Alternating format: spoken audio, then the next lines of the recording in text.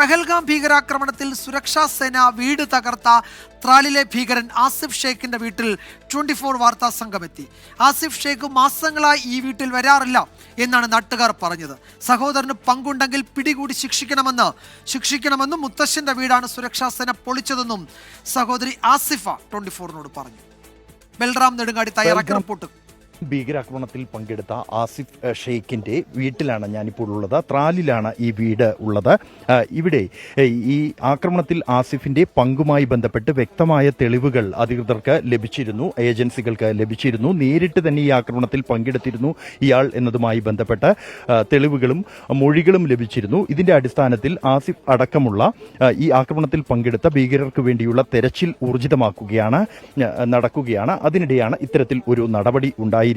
ആസിഫിനെ സംബന്ധിച്ചിടത്തോളം ഇയാൾ ഭീകരവാദി സംഘടനകളുമായി ലഷ്കർ-ഇ-തൊയ്ബയുമായി ചേർന്ന് പ്രവർത്തിച്ചിരുന്നു എന്നതിന്റെ വിവരങ്ങൾ ഏജൻസികൾക്ക് ലഭിച്ചതിന്റെ അടിസ്ഥാനത്തിൽ ഇയാൾ നിരീക്ഷണത്തിലായിരുന്നു. തുടർന്നാണ് പെഹൽഗാം ആക്രമണത്തിൽ ഇയാളുടെ പങ്ക് സംബന്ധിച്ചുള്ള വ്യക്തമായ തെളിവുകൾ ലഭിച്ചത്. തുടർന്നാണ് ഇത്തരത്തിൽ ഒരു നടപടി. ഇന്നലെ രാത്രിയാണ് അധികൃതർ, പ്രാദേശിക ഭരണകൂടം ഉൾപ്പെടെയുള്ള അധികൃതർ ഇവിടെ എത്തുകയും ഈ വീട്ടിൽ ഇത്തരത്തിൽ ഒരു കടുത്ത നടപടി ഉണ്ടാവുകയും ചെയ്തിരിക്കുന്നത്. ഈ വീട്ടിൽ ഒരു സ്ഫോടനവും നടന്നിരുന്നു എന്നാണ് പ്രദേശവാസികളിൽ നിന്നും അറിയാൻ കഴിയുന്നത്. ഈ ഒരു സ്ഫോടനത്തിലാണ് വീട് ഇത്രത്തോളം തകർന്നിരിക്കുന്നത്. നമുക്ക് കാണാം, വീടിന്റെ ഒരു ഭാഗം, ഒരു മുറി പൂർണ്ണമായും തകർന്ന് ഇല്ലാതായിരിക്കുന്നു. മുകളിലുള്ള ടാങ്ക് ഉൾപ്പെടെ തകർന്ന് താഴെ വീണിട്ടുണ്ട്. ഇതിനോട് ചേർന്ന് കിടക്കുന്നത് ഈ വീടിന്റെ അടുക്കളയാണ്. അടുക്കളയും ഒരു പുറം ചുമരും പൂർണ്ണമായും തകർന്നിട്ടുണ്ട് ഈ ഒരു സ്ഫോടനത്തിൽ. കൂടാതെ ഈ വീട്ടിലെ ജനലുകൾ, വാതിലുകൾ എല്ലാം തന്നെ തകർക്കപ്പെട്ടിട്ടുണ്ട്. ഒരു സ്ഫോടനത്തിന്റെ ആഘാതം കൃത്യമായി തന്നെ ഇവിടെ ബോധ്യമാകുന്നുണ്ട്.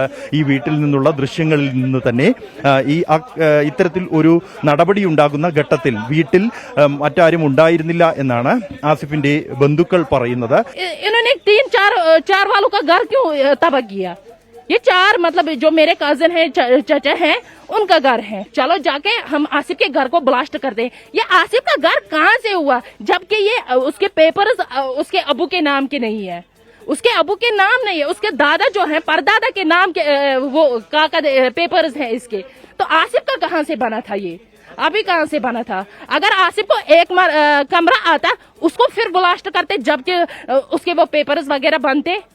इन्होंने कैसे मतलब मेरे दादा के घर को ब्लास्ट किया? ഇത്തരം ഒരു നടപടി ഉണ്ടാകുമ്പോഴും ഈ ത്രാൽ എന്നുള്ളത് ഭീകരവാദ സാന്നിധ്യം ഉള്ള പ്രദേശമാണ്.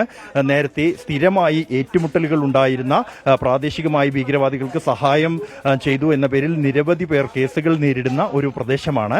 ഇത്തരം ഒരു പ്രദേശത്ത് ജനവാസ മേഖലയ്ക്ക് അടുത്തടുത്ത് വീടുകൾ നിൽക്കുന്ന ഒരു പ്രദേശത്തിനോട് ചേർന്ന് ഉള്ളിലായുള്ള ഒരു വീട്ടിലാണ് ഇത്തരത്തിലൊരു നടപടി രാത്രി 10:30 ഉണ്ടാകുന്നത് എങ്കിൽ പോലും പ്രാദേശികമായി എതിർപ്പുകൾ ഉണ്ടായില്ല എന്നുള്ളത് ഈ പെഹൽഗാം ആക്രമണത്തെ സംബന്ധിച്ചിടത്തോളം എത്രത്തോളം ജനരോക്ഷം ഭീകരവാദികൾക്കെതിരെ ജനങ്ങൾക്കുണ്ട് എന്നതിന്റെ വ്യക്തമായ തെളിവാണ്.